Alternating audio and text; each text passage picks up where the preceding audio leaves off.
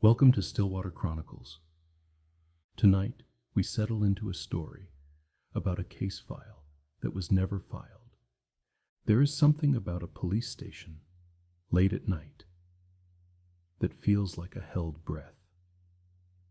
Not the stations you see in films, not the loud ones, all fluorescent hum and raised voices and the shuffle of handcuffed men through crowded corridors. This is a different kind of station. A district station in Bratislava, on a street where the tram lines end, and the city grows quieter, and the buildings press in close together, as if keeping a secret between them. By 10 in the evening, most of the officers have gone home. The duty desk runs on two people. The coffee machine on the second floor makes a sound like a question it never answers. And the archive room in the basement holds the memory of every crime this district has ever recorded, or nearly every crime. That is where we find Marta. She was not supposed to be there. It was a Tuesday, and her shift had ended at 7, and she had stayed for the reason she always stayed, not because she was asked to, not because there was urgency, but because there was a file she had been meaning to cross-reference for 3 days, and she kept running out of afternoon. The archive room was the kind of place you visited when you had run out of other options. The shelves were metal, painted gray, and they went from floor to ceiling in rows so close together that you had to turn sideways to pass between them. Every folder was color-coded by year. Every year had its own logic. The whole room smelled of old paper and something slightly chemical, the way preservation always smells, like something is being held in place by force. Marta had been working the shelves for perhaps 40 minutes when she found it. At first, she thought she had simply misfiled it herself, pulled it from the wrong box, placed it back in the wrong spot. That kind of thing happened. The archive was vast and human and tired. But when she opened the folder and looked at the tab, there was no filing number, no date, no assigned officer, just a case. She stood in the narrow gap between the shelves and read it by the light of the single overhead strip that flickered every few minutes, as if reminding her it was only here on borrowed time. The file was thick. That was the first thing she noticed. For something with no identifying information, it was extraordinarily thorough. There were evidence reports, typed, not handwritten, referencing items collected from a scene. There were witness statements on the standard district form, 3 pages each, signed at the bottom. The signatures were illegible, in the way that official signatures always become illegible over time, worn into pure gesture. And there were photographs. She lifted the photographs out carefully. They were printed on glossy paper that had dried slightly at the edges. Not recent, but not very old either. The kind of quality that suggested they had been developed from film, not printed from a digital file. She counted 9 of them. Crime scene photographs. Standard angles, standard framing. She recognized the composition because she had composed photographs like this herself, standing over evidence with her arms slightly out for balance. The lens as close as protocol allowed. The location in the photographs was a car park. Low concrete walls. A single lamppost with a smashed bulb. A drain cover in the center of the frame, slightly offset, the way drain covers always settle when the ground shifts. A painted line on the asphalt, faded almost to nothing, marking the boundary of a parking space. Marta looked at the photographs for a long time. Then she walked to the end of the archive room, to the small window near the ceiling that looked out at ground level, onto the yard behind the station. The car park behind this station. She pressed her face close to the glass and looked out at the lamppost. The same lamppost, upright now, its bulb replaced at some point in the last decade. And the drain cover. The same drain cover, slightly offset, the ground still remembering its shift. And the ghost of a white line on the asphalt, still faint, still marking the boundary of that same space. She stood there for a moment without moving. Then she went back to the file. The victim was a woman, 34 years old, according to the report, though it listed no name, no address, no identification number. Just age, physical description, clothing, brown coat, low-heeled shoes. A watch on her left wrist that the report described as silver with a cracked face. She was found near the drain cover, facing east. The time of death was listed as sometime between 11 p.m. and 2 a.m., though the exact window had not been narrowed further. There was a section for cause of death. It was blank. Marta went upstairs. The main office was quiet at this hour. 2 desk lamps on. The smell of old coffee. She sat down at her terminal and opened the National Crime Database and searched for every case registered at this address. There were 47 results. She read through each one carefully. A series of vehicle thefts in the 90s, several assaults, an arson case that had been closed after 2 weeks, a missing person report from 2003, later resolved. She cross-referenced each against the photographs in the file, looking for the car park, looking for the lamppost, looking for the drain cover. Nothing matched. She searched by victim description. Brown coat, silver watch with cracked face. Female, mid-30s. She searched nationally. She searched regionally.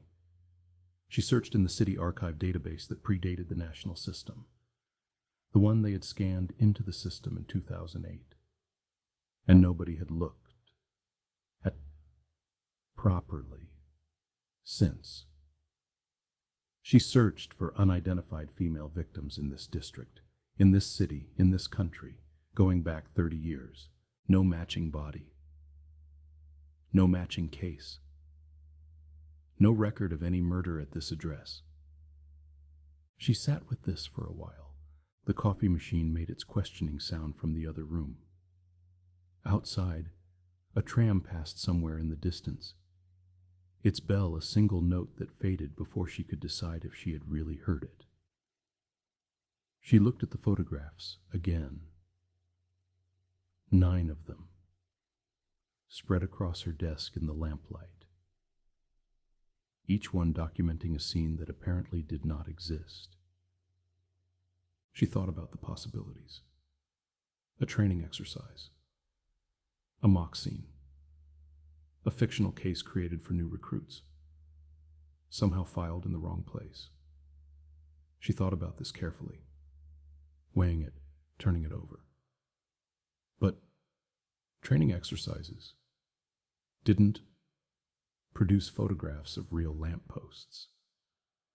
They didn't produce witness statements, signed in handwriting, that looked like it belonged to someone's careful, tired hand at the end of a long day. She took the file upstairs to the duty room. There were 3 colleagues on shift. She set the photographs on the desk and asked, simply, if anyone recognized the location. The first colleague, a young officer named Thomas who had been with the district for 2 years, looked at the photographs and shook his head. He didn't recognize the car park. He thought it might be any one of a dozen lots on the south side of the city. He looked at the lamppost and the drain cover and the faded white line and found nothing in them. The second colleague, a woman named Jana, who had been with the district for 8 years, looked at the photographs for longer. She turned one of them sideways, then back. She said it looked like the back of the station. Maybe. But the layout was different. The lot now had 6 spaces marked. In the photograph, there seemed to be only 4. She said she couldn't be sure. She handed the photographs back. The third colleague was Carol. Carol had been with the district for 26 years. He was the kind of officer who knew where every cable ran in the building, who remembered when the second-floor bathroom had been a storage room, who had been present at the station long enough to become part of its architecture. He was sitting at the far end of the duty room with a cup of tea, reading something, and Marta brought the photographs to him and placed them on the table beside his cup without explanation. He looked at them. He looked at the first one, then the second. Then he stopped. He was quiet for a long time. Not the quiet of someone who doesn't recognize something. The quiet of someone who has recognized something and is not yet sure what to do with that. Marta waited. "That's the car park," he said finally. His voice was even, careful. As it looked before they rebuilt it, in 1999, they redid the whole back section in 1999, added 2 more spaces, replaced the lamp post, remarked the lines. This is before that. Marta asked if he remembered the case. Another long silence. He turned the photograph over, then back. "I don't remember the case," he said. He set the photograph down carefully, precisely, as though its placement on the table mattered. "But I remember her." Marta asked him what he meant. He looked at the photograph for another moment. Then he looked at his hands.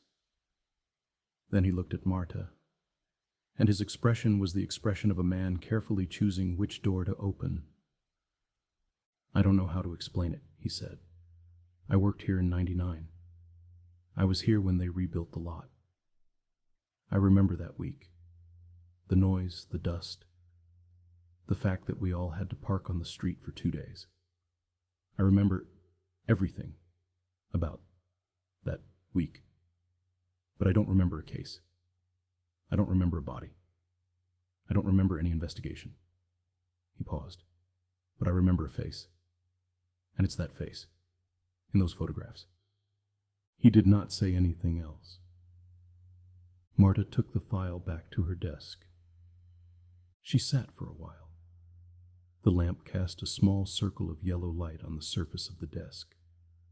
Outside the window, the city had settled into its late-night quiet, the kind of quiet that isn't truly silent, but is instead a kind of low, collective exhale, the sound of a city that is mostly asleep, but not entirely certain. She looked at the photographs one more time. The car park, the lamppost, the drain cover, the woman in the brown coat, lying near the faded white line, her silver watch catching the light, the crack across its face like a seam in something that should have held. She thought about what a case without a number meant, what a body without a record meant, what it meant for something to exist in evidence and nowhere else, to be documented and unwitnessed, filed and unfound, present in photographs, and absent from every database, that was supposed to hold the city's memory together. She thought about Carol's face when he had said, "I remember her." Not, "I remember a victim." Not, "I remember a case." Her. Marta placed the file on the corner of her desk. She was not sure where to put it. It had no filing number, no date, no officer. There was no correct place for it in the system. There was no correct place for it at all. She thought about taking it back to the archive, sliding it back between whatever it had been resting between. She thought about that and decided against it. She put it in her desk drawer instead, under a notebook, under her spare pen, under the things she kept close. She turned off her desk lamp. The duty room was still going. Thomas at his desk, Jana typing something. But Marta walked past them quietly, collecting her coat from the rack by the door, and went out into the corridor. She took the stairs, rather than the lift. She passed the archive room door on the way and paused outside it for a moment, her hand near the handle, listening. Nothing. Just the soft, mechanical sound of the building's ventilation. Just the faint hum of the city beyond the walls. She went out through the back. The car park was empty. 3 cars, far corner, belonging to the overnight staff. The lamp post was on, a warm, yellowish glow that puddled on the asphalt and didn't quite reach the edges of the lot. The drain cover sat in the center, slightly offset. The white lines were clear and fresh, remarked sometime in the last few years, very white against the gray. Marta stood at the edge of the car park and looked at it. She looked at the place near the drain cover, at the space beside it, at the air above the faded ghost of where an older line had been, beneath the new one, barely visible when the light caught it at the right angle. The night was still. The tram lines were quiet. Somewhere in the building behind her, a phone rang twice and stopped. She stood there for a long time, in the stillness, in the yellow light, and she did not know what she was looking for, only that she was not going to stop looking. The drain cover sat in its old familiar place, slightly offset, patient, holding its own silence the way some things do, for years. And the night held everything else. Thank you for listening to Stillwater Chronicles, where even the quietest institutions can hold the loudest silence. If this story stayed with you, if the hum of the archive and the yellow light of that car park settled somewhere deep, then let it remain a little while longer. Some cases are never filed because they were never supposed to be found. Rest now. The file will still be there in the morning.